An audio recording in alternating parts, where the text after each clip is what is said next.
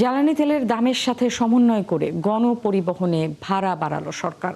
নতুন নির্ধারিত ভাড়া অনুযায়ী দূরপাল্লা ও আন্তঃজেলার বাস ভাড়া প্রতি কিলোমিটারে বেড়েছে 11 পয়সা।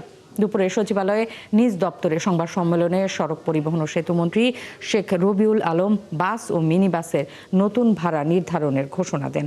তিনি জানান, ঢাকা ও চট্টগ্রাম মহানগরে বাস মিনি বাসের ভাড়া প্রতি কিলোমিটারে 2 টাকা 42 পয়সা থেকে 11 পয়সা বাড়িয়ে 2 টাকা 53 পয়সা করা হয়েছে। আর দূরপাল্লার ক্ষেত্রে কিলোমিটারে 2 টাকা 12 পয়সা থেকে বাড়িয়ে 2 টাকা 23 পয়সা নির্ধারণ করা হয়েছে। আজ থেকে কার্যকর হবে বর্ধিত ভাড়া, তবে সিএনজি চালিত অটোরিকশার ক্ষেত্রে এই ভাড়া প্রযোজ্য হবে না।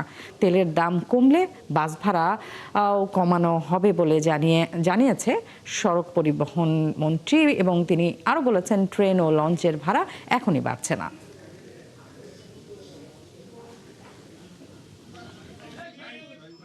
সরকার এখানে আমরা সিদ্ধান্ত নিতে সক্ষম হয়েছি যে পার কিলোমিটার ঢাকা এবং চট্টগ্রাম মহানগরে 11 পয়সা বাড়বে। আন্তঃজেলা যেখানে 52 সিটের গাড়ি আছে সেখানেও পার কিলোমিটার 11 পয়সা বাড়বে।